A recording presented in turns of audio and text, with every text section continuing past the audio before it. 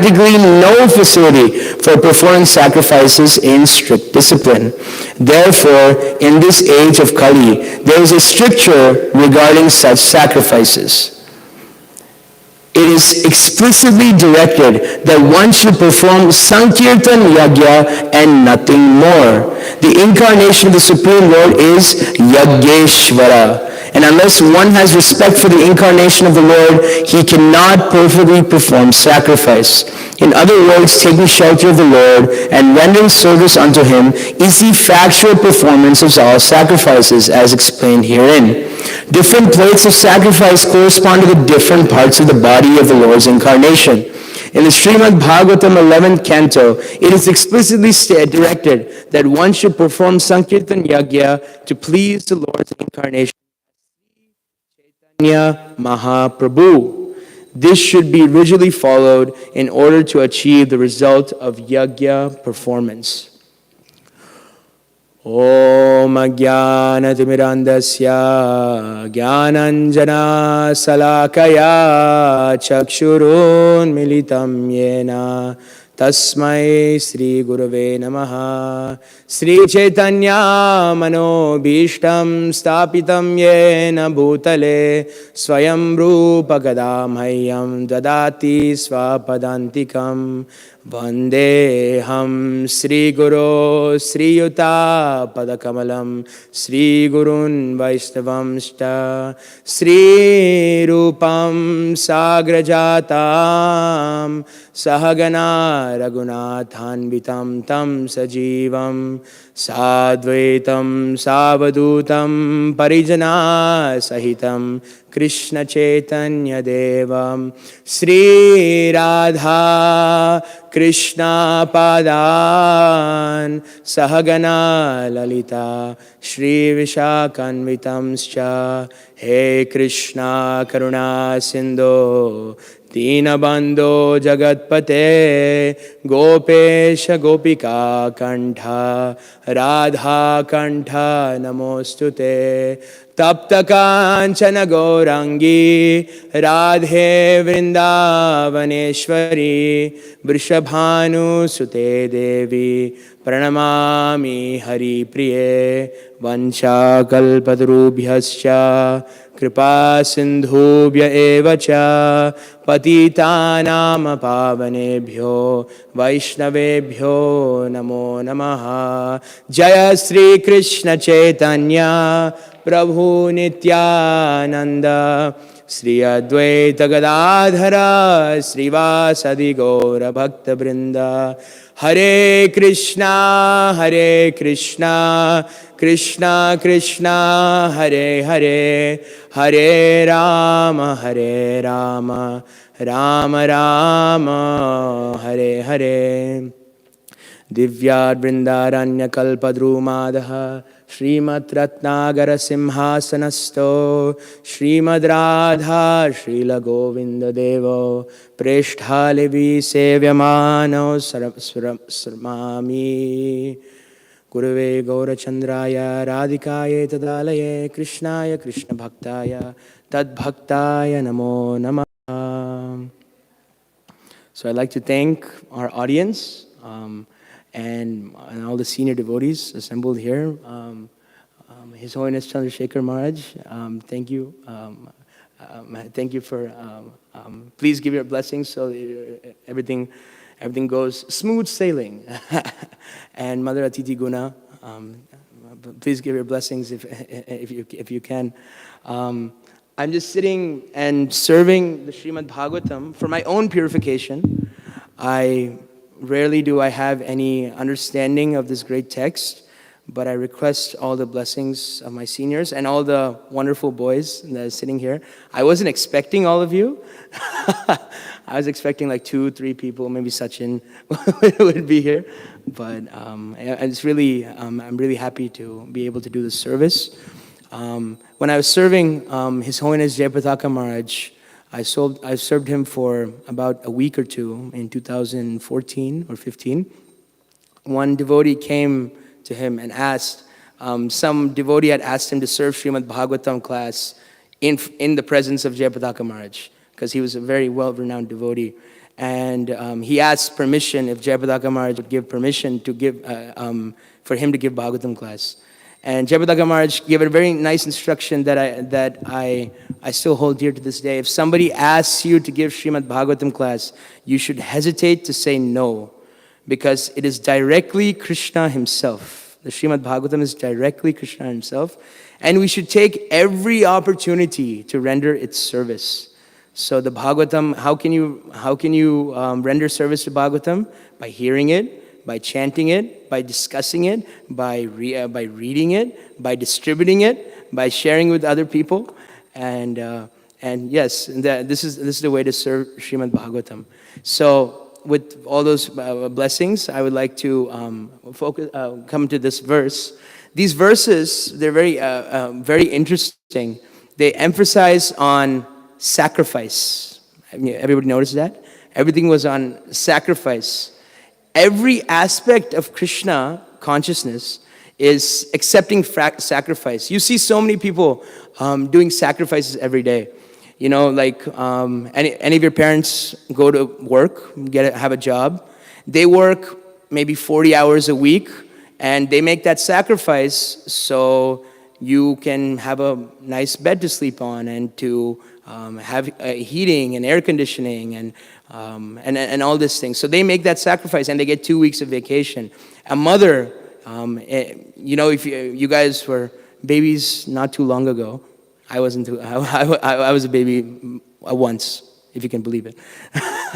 So mothers sacrifice. You know, the baby's crying in the middle of the night. Wah, wah, wah. It's crying. The mother sacrifices her sleep and goes and tends to the baby.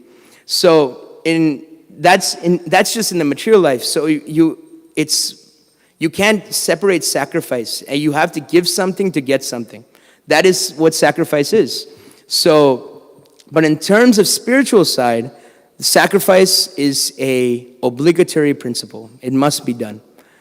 In Bhagavad Gita, chapter 3, text 9, it says, work done as a sacrifice for Vishnu must be performed. Otherwise, work causes bondage in this material world. So if you don't want to get bonded to the material world, but you have to do a sacrifice. But what is that sacrifice? So this is the main point of contention that Prabhupada is dealing with, Vedavadis, that we all agree sacrifice must be done. But what sacrifice? Who? For who? When? Where? Why? This is the real question that Srila Prabhupada is talking about. Krishna Bhakta Nishkam Ata Eva Shanta. This is a good point, that Krishna's devotees do all sacrifices for Vishnu. So these rishis that we're studying here, they're meditating on who? Who are they meditating upon? Lord Varaha. Very good. And they're looking as Varahadev as Yagyapati, the one who they give all their sacrifices to. So can we pull up verse 35? In verse 35, it's mentioning all these different parts of the Lord's body. Your form is worshipable by performance of sacrifice, but souls who are simply miscreants are unable to see it. So the Vedic hymns, so to perform sacrifice, you need Vedic hymns, like the Gayatri. Many of your parents may have second initiation. That Gayatri is required to perform these sacrifices. And the touch of your, all the Vedic hymns, Gayatri, is the touch of your skin. So the Lord's skin is Gayatri. In your barley hairs is the kusha grass. Has anybody seen kusha grass before? It's meant for purification in yagyas. So it purifies the atmosphere. And your eyes is the clarified butter. Anybody know the word for clarified butter? Ghee. And so all these things, and the 4 legs are the 4 kinds of fruitive activities. Anybody know the 4 kinds of fruitive activities? Yes.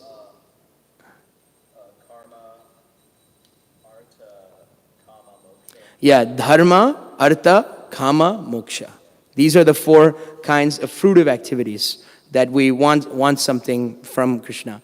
Dharma, artha, kama, fruit. You want a fruit, you know.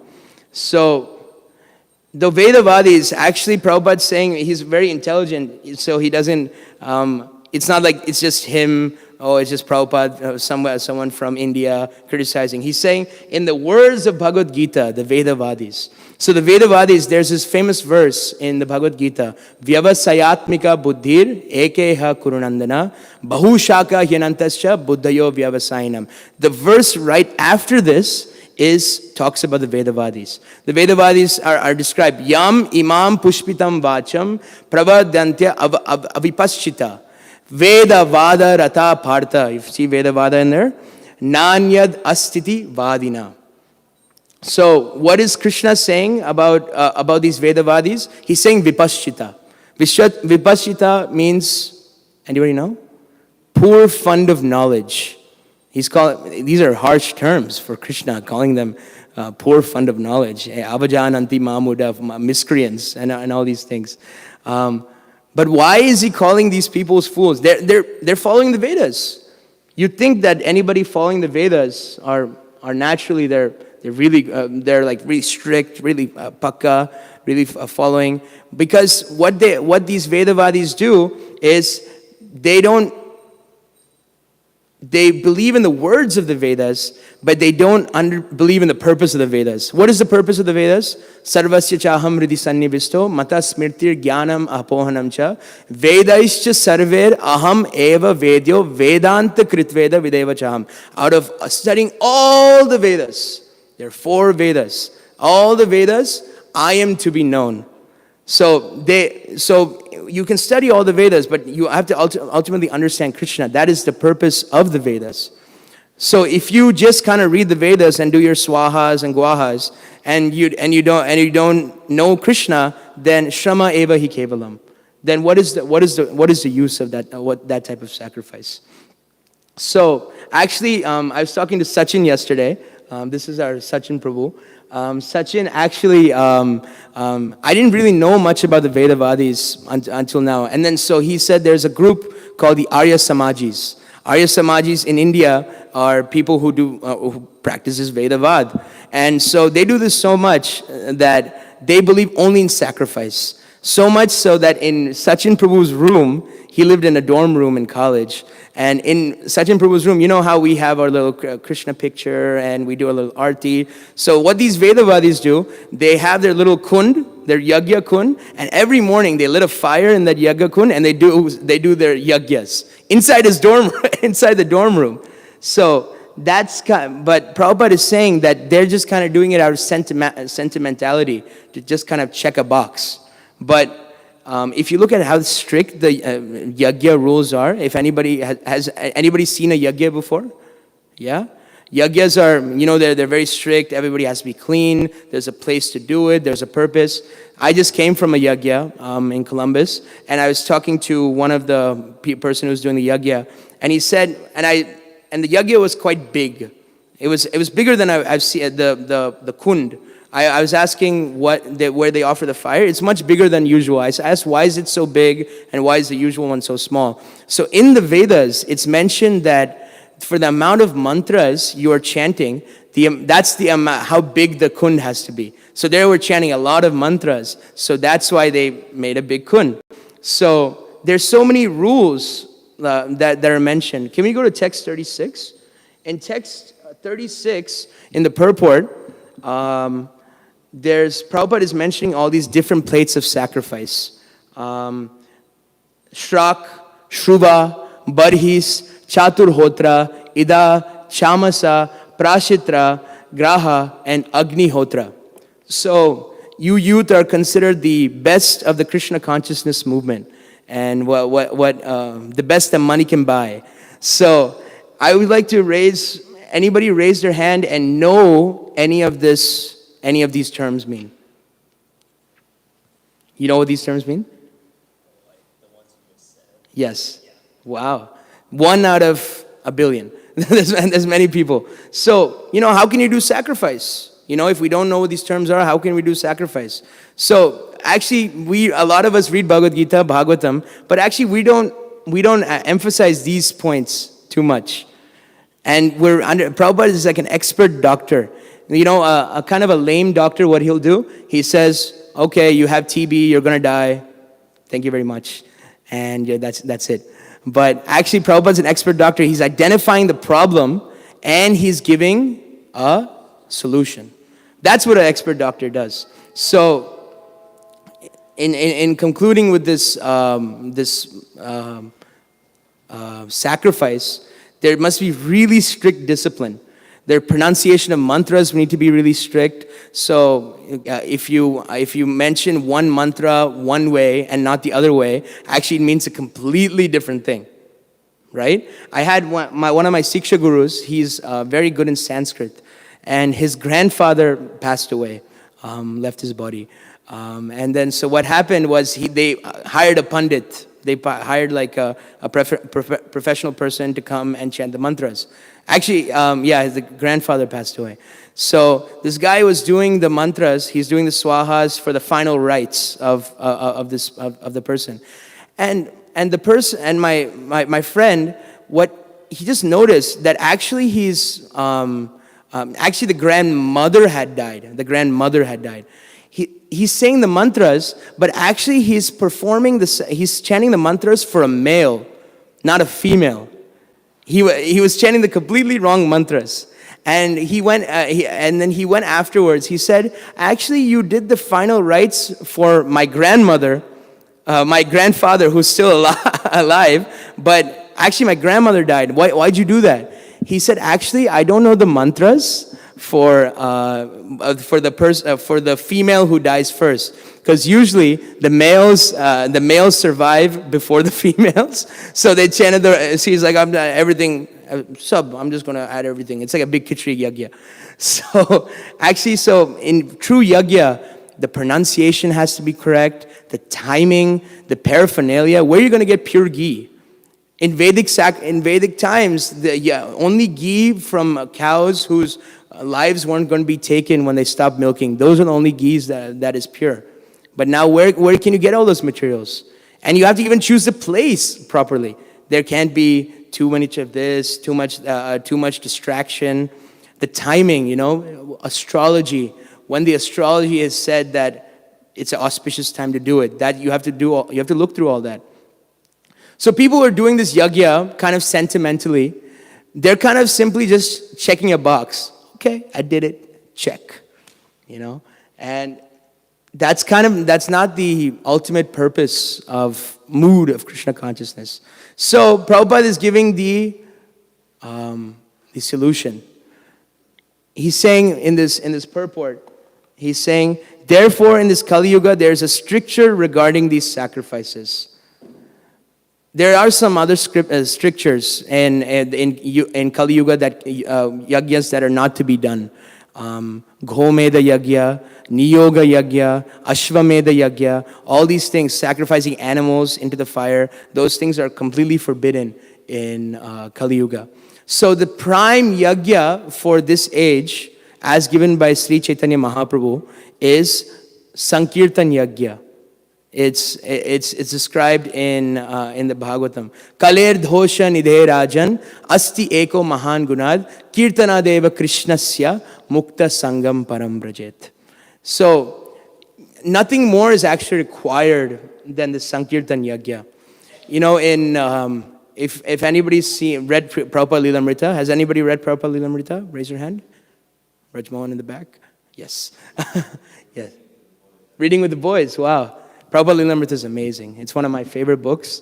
I try to read it every couple of years, and it's whew. So you get to this chapter where Prabhupada is installing the deities in Vrindavan, the Krishna Balaram deities. Has anybody been to Vrindavan? Vrindavan? Yes. Shri Vrindavan Dham ki jai. So in the Krishna Balaram temple opening, so Prabhupada really wanted this temple to be really, really popular. It's going to be the best temple in Vrindavan. So he understood that the public would not accept the temple unless these brahmanas came from, I think they were South Indians as well. They came and did their yagyas.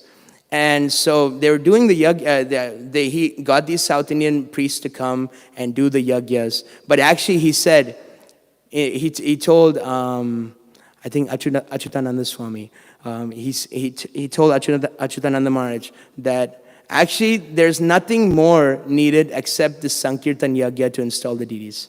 You don't need anything. You just chant the Hare Krishna Mahamantra. This is just for the biggest temple in probably ISKCON. It's one of the most famous temples in ISKCON. And if you look at other installations that Prabhupada did very simple installation. If you go look this up on YouTube, in Melbourne, Prabhupada is installing Gaurnitai deities. They have the Melbourne Mahaprabhu Mandir. And these beautiful Gaurnitai deities. And Prabhupada, if you look at it, the setup is so simple. Actually, they didn't even have conch shells to bathe the deities. You know what they were using? They're using like a soup ladle. And Prabhupada, you can see Prabhupada lifting the milk and using a soup ladle and pouring on the deities. And then while that's going on, there's profuse chanting of Hare Krishna. And Prabhupada said, this is the way to install the deities. Kirtan is the best way to serve Krishna. This Krishna Kirtan is, but a question may arise in your minds that, okay, if Krishna Kirtan is the only thing, why do we have a temple? Anybody from Alachua around here? Usually a lot of people from Alachua. Yeah. Say in the boys' store, I used to live in Columbus. You guys used to come all the time, you know. So why do we have the Alachua temple? Why do we have 305 Schermerhorn? Why do we have Lenox Avenue in Detroit? Why do we have West 8th Avenue in Columbus? Watsika Avenue in Los Angeles? Why do we even require a temple? You know, has anybody thought about that? If Krishna Kirtan is the main thing, then why do we need spend so much money on flowers and lights and decorations and prashadam? Why do we spend so much money on boga? So this is a natural question. But the explanation is given is our primary business is our service to the holy name.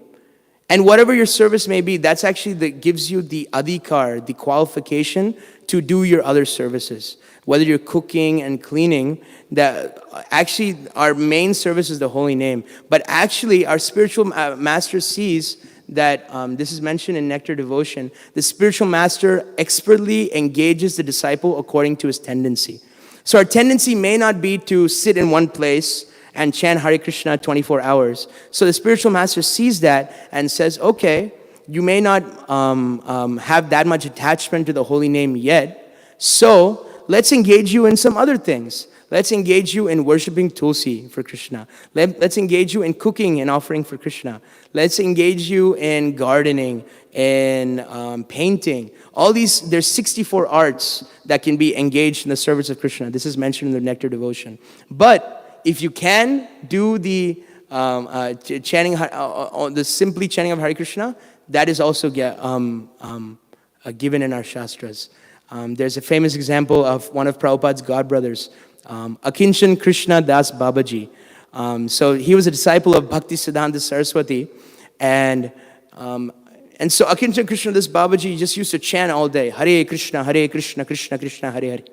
Hare Ram, Ram Ram, Hare. Just used to chant all day. You take a little prashadam and nothing else. He would do nothing else, just chant. And all the other disciples in the temple actually started getting, hey, this Akinchan Krishna Das Babaji he's not pulling his own weight. He's not helping clean the toilets.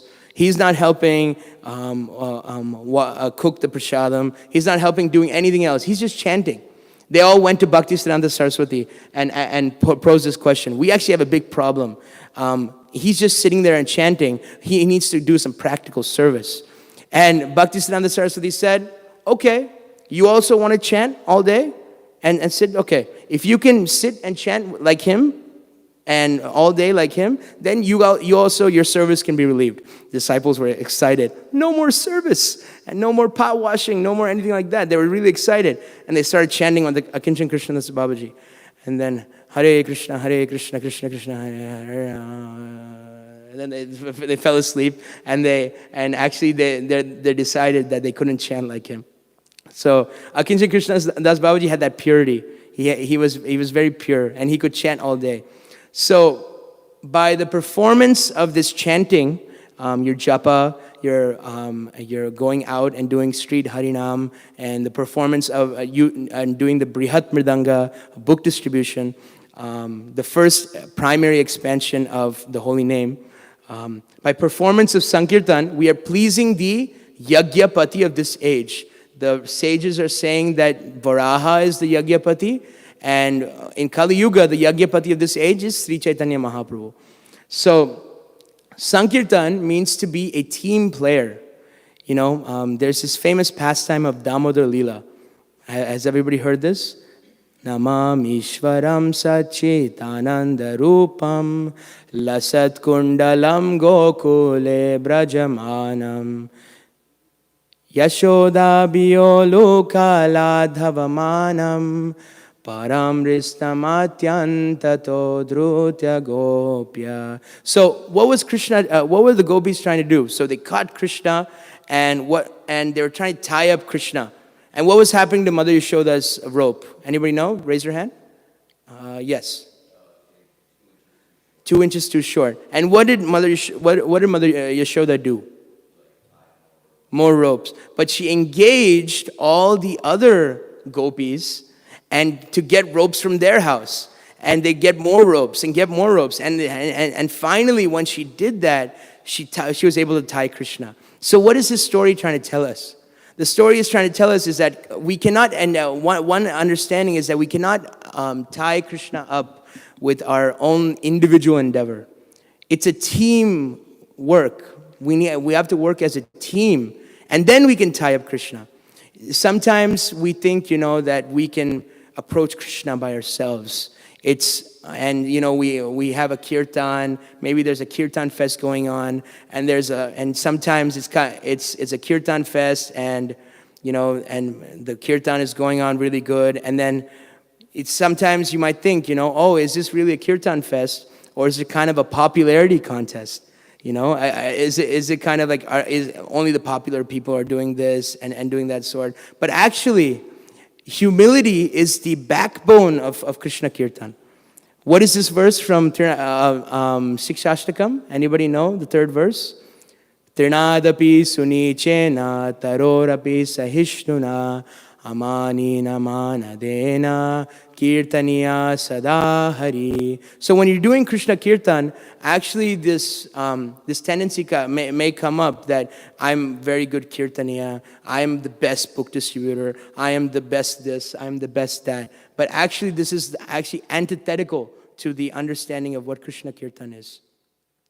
So Trinadapi Sunichena is the constant Sankirtan consciousness. And Krishnadas Kaviraj Goswami, the author of Chaitanya Charitamrita, thank you. He says, string this verse on your neck and wear it around your neck daily. And what is the gist of this verse? Humble than a blade of grass, as tolerant as a tree. What does grass do? If you step on grass, does grass ever come and say, hey, what are you doing that for? Just kind of, okay, cool, chill. and it's just bending down and just okay. But what is Chaitanya Mahaprabhu also saying? Tolerant as a tree. Tolerant as a tree means a tree doesn't move. It's deep rooted. So if you have like a baby tree, anybody from the Midwest? Where are you from? Colorado? That's more west. Anybody from Midwest? Indiana, Ohio. We get a lot of tornadoes in the Midwest. And my mom has her very beautiful garden, and she has her nice tree. And sometimes a great big wind comes and kind of uproots the tree. She has her baby tree. So what does that mean? Why did the tree get uprooted? The baby tree. Anybody have any guesses? Yeah. It wasn't fully grown. What does it mean to be fully grown, the baby tree? The roots are strong. Their roots are deep. And also, anybody from California? Redwood trees? If you look at the redwood trees, the roots are strong, but actually they're intertwined with each other. They're very intertwined with each other. So when the roots are strong, when your bhakti is deep, your bhakti lata bij, when your your creeper of devotion is deep, then nothing can move you. But if your bhakti is not very deep and not very strong, and if you're not working as a team player, anything can shake you. One tornado can come. One person can come and say, "Hey, I didn't like what you did today," and you can be shaken for ages. So that's why we need to be as humble as grass and tolerant as a tree. And if we do that, our hearts will become soft. Our hearts are very hard-hearted now. We're putting out this bravado of being we have so many layers, upadis. We want to be men. We want to be strong men. We want to be good sons, all these upadis are there. But when we chant Hare Krishna with this pure and humble motivation, our heart will become soft. And if our hearts aren't becoming soft, actually when you put the holy name on the Bhakti Lata Bij, the tree is supposed to grow, right? What does a tree need to grow? Water and sunshine. So when you're watering the tree, actually it's supposed to grow. But what happens when you water weeds? The weeds grow. So sometimes what may be happening is that we're thinking we're actually watering our bhakti, but actually we're watering the weeds of bhakti. And we think it's the same thing, but actually once the weeds grow bigger, then you're like, oh, it's actually not, it's not this thing. It's not even the tree. So that's why our hearts should not be hard in bhakti. Our hearts should be very soft. Like it's described, our Bilva Mangal Thakur mentions this, that our hearts should be like butter. And what is Krishna like? Krishna likes butter. And what does Krishna like to do to butter? Does he like to purchase it at a store very responsibly? He likes to steal butter. And there's this verse in the Chaurashtakam, and I'll finish with this. This is and we can open up to discussions and comments and anything like that. So Bilva Mangal Thakur says this verse in the Chaur Ashtakam. Chaur means thief, the thief.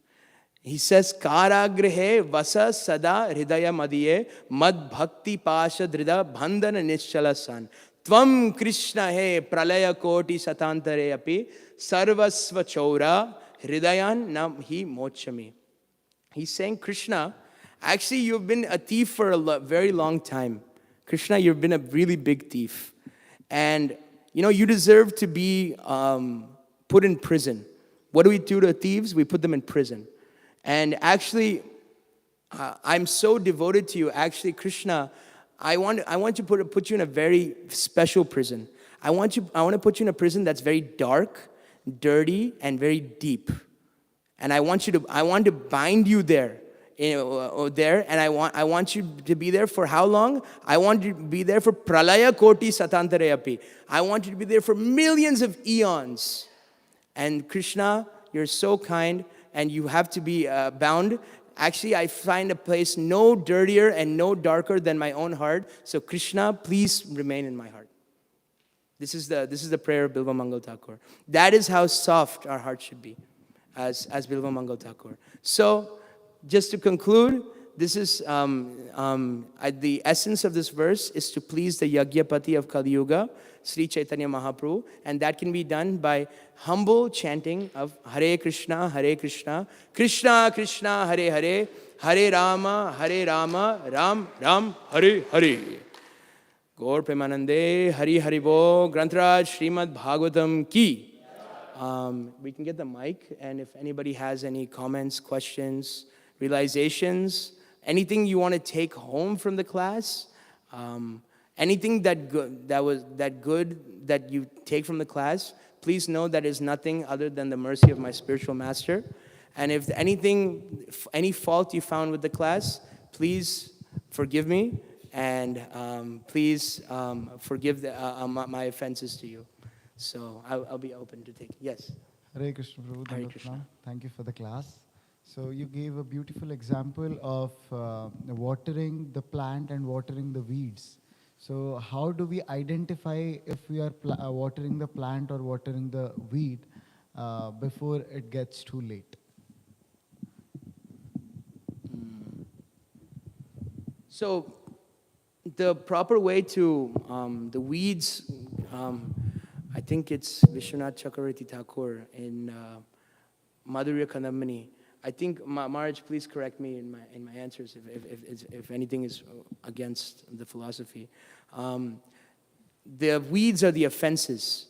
So the proper way to know if you're watering the seed of bhakti and watering the weeds that come with, sometimes even from the performance of bhakti, weeds come. And the proper way to know that is to avoid the 10 offenses. The 10 offenses of the holy name are the only thing keeping us away from Krishna, nothing else. We could be with Krishna right now if we didn't have the 10 offenses infested in our heart. And Krishnadas Kaviraj Goswami uses that word, infested. So it's in our heart, every single one of us. If not, we'd be in Golok Vrindavan and with Krishna. So, and what is the purpose? I heard a joke one devotee told me. Prabhu came up to me, he said, Prabhu, how do I chant without offense? He came up to me like this, and he was very sly. I said, Prabhu, I don't know. How do I chant without offenses? He said, Prabhu, just don't chant. You won't get offensive chanting if you don't chant, right? So actually, that's not the way. The only solution to offensive chanting is to correct yourself and to keep chanting. The more you chant, the more it's like taking a gun and shooting blanks. You're shooting blanks for so long, and then one day you're like, oh, maybe I should just put a bullet in there, and maybe something will come out. So yeah, we're shooting blanks for a while, but when we get rid of the offenses of bhakti, we will actually get the bullet, and we'll actually be able to have penetration. So that's what I understand. Thank you. Hare Krishna. Yes, Prabhu.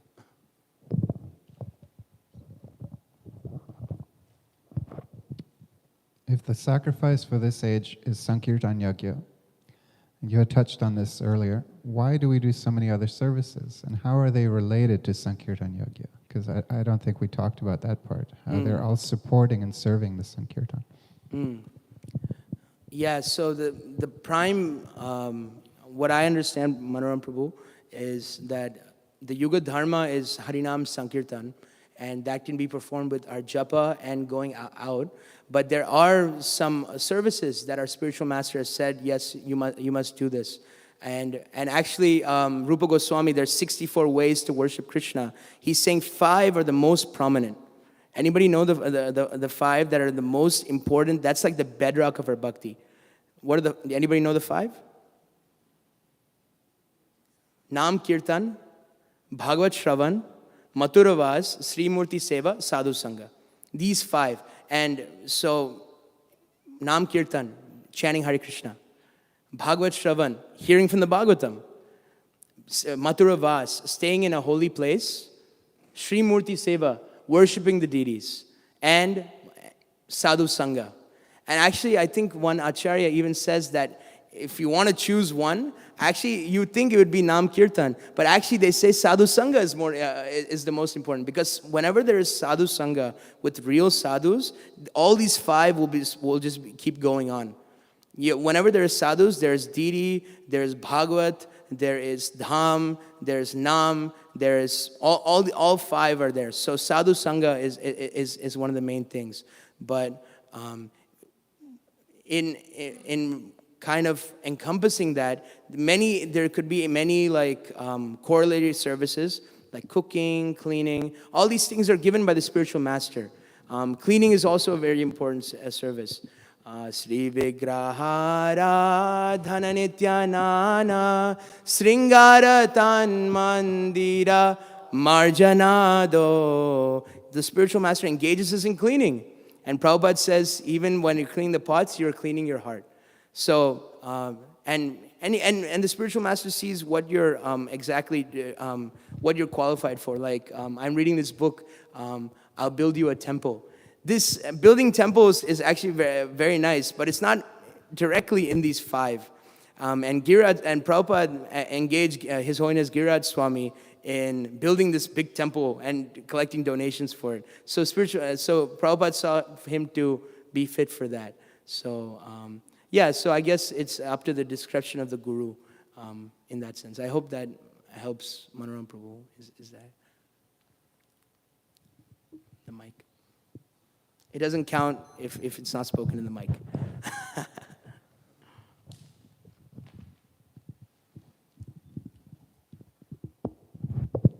Hare Krishna Prabhu, thank you for the class. I really like the point about how we should be humble in our Krishna consciousness.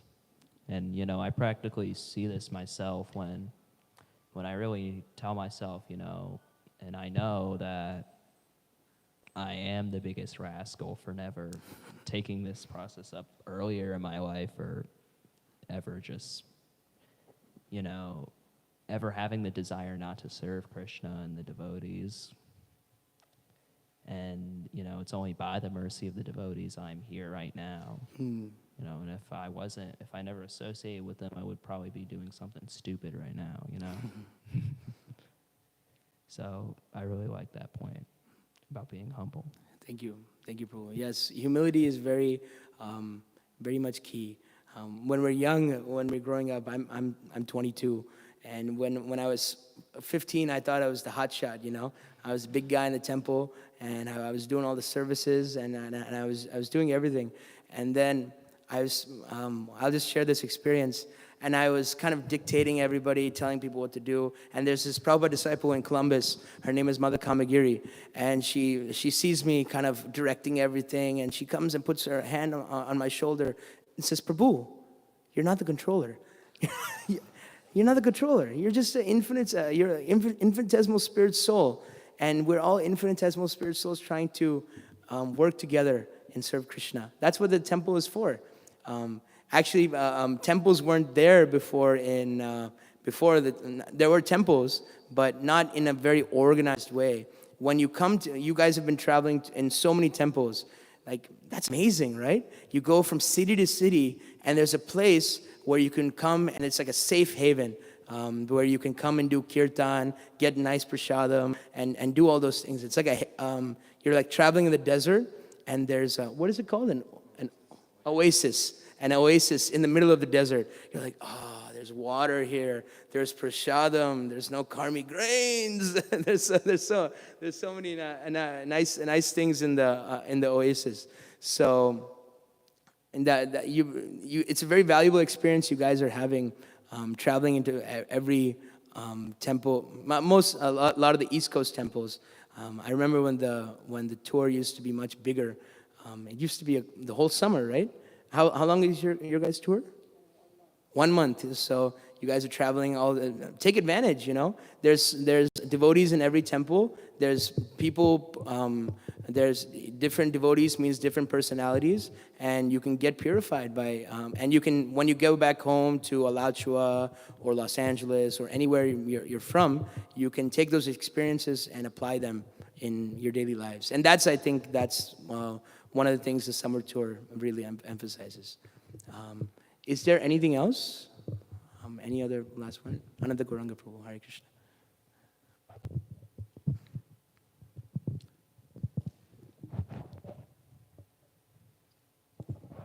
Hare Krishna. Thank you, Hadai Prana, for a wonderful lecture. Boys, you heard he said when he was in the temple, he was 15. Who here is 15? Raise your hand, a few of them. So my question is also to clarify that Hadai Prana is also born in the movement like all of you guys. He also grew up in Krishna consciousness. And he's 22, now he's giving class in the temple, he's doing a lot of service. I was there a couple weeks ago when he took initiation. So I wonder if you could share a little bit of what inspired you to do the things that you're doing, to do service in the temple, to take initiation. So the tour, all these boys have come on the tour because they wanted to. Nobody forced them to. They wanted to go to the temples, they wanted to do the service. And how did you now, at 22, you've taken so many steps, and if you could share with them what inspired you to do that? Yeah. Actually, just by the association of devotees, these things happen. I like to correct. I wasn't particularly born in the movement. I started associating with devotees when I was 8, and we started taking it seriously when I was 11 or 12. And I used to, when I was 14 or something, I had this deep desire. Because I used to be a football player, you know. I used to play football. I was a big lineman, and you know, I don't want to toot my own horn. I was pretty good. I would do pancake blocks and all these things. So I was playing football, I was doing all these things, but then I was like, it's not really getting me fulfillment. And then I met some devotees. My parents introduced me to devotees, and we all joined Krishna consciousness. And I remember the summer of 2014, I live a little bit out of town in Columbus. I live at like 20, 30 minutes away. So I used to take my parents, I don't know what they were thinking. They used to put me on a public bus at 14, and send me directly to the temple, because the bus used to come right to the temple. And I would do service all day, and my dad would pick me up after work. And that was my schedule for the whole summer. And I never actually didn't get the chance to go on the bus tour. I was actually engaged in kind of cooking for you guys when you guys used to come. I don't know if you remember in cinnamon rolls in Columbus. I used to help make those with Mother Kamagiri, make the donuts and all these things. But what kind of made that switch, and kind of, I was taking Krishna consciousness for granted for a while. What kind of made that switch was coming to New York City and actually kind of seeing it in practice. I know Abai had the same understanding, that when Ananta Gauranga's Prabhu's brother, and everybody knows Abai Charan Aravinda. So Abai Charan Aravinda, he also came to the ashram, the Yuga Dharma ashram, and we just started by just being in the presence of the city, you get purified, because you can see the modes of material nature so clearly here. You know, Alachua is really great, but it's so mode of goodness. It's like the weather's good, the people are nice, everywhere you look it's a devotee, and it's really nice. But in New York you can see, okay, it's difficult. It's difficult here. So yeah, that really helped me a lot. Just coming here, and I'm not saying this, it's exclusively in New York. There's devotees everywhere. There's really amazing devotees in Los Angeles, in Portland, in ISV, San Francisco, Dallas. There's a lot of nice devotees everywhere. So I would say just what really helped me was just putting myself out there. You know, my first service coming to the temple was cleaning pots. I wasn't a kirtaniya. I could barely play any instruments or anything like that. So actually by doing that service of cleaning pots and doing the service sometimes that people don't like to do, it's not the glamorous service. It doesn't give you the Hari Bols at the end of the Sunday feast. By doing those services, it really helped me quite a bit. So I would encourage all of you to kind of go to your temple and see what the need is and do the need of the hour. And don't let anybody discredit you because you're youth. In Columbus, I was... I hope nobody in Columbus is watching this. In Columbus, I was kind of a big personality, so I used to want to do a lot of service. But then I was only like 15 or 14. They're like, oh, it's just a kid. But be confident. You can do major services. You can, if you read the Bhagavatam, you can give class. I cooked my first Sunday feast when I was 16 with help. I led my first Sunday feast, and that was a really purifying experience. Get your friends together and say, I want to read Bhagavatam. Let's read some Gita together, and do the Sunday feast or something like that. Yeah, that's what I had to say. Is that okay, Anta Gauranga Prabhu? And also, Ananta Gauranga Prabhu is also another inspiration. You should kind of look up after him as well, because he's asking me the question, but actually he's actually the model I want to look after. So, yes, it's 9:09. Does anybody have any last-minute burning comments that speak now or forever hold your peace? Okay. Thank you very much for tolerating me. Now I think there's very tasty prasadam downstairs. I know you all must be hungry. Grantaraj Srimad Bhagavatam ki, Ananta Gauri Vaishnav Vrinda ki, Vanchakalpa Tarubhyascha, Kripa Sindhubhya evacha, Patitanam Pavanebhyo Vaishnavebhyo Namo Namaha.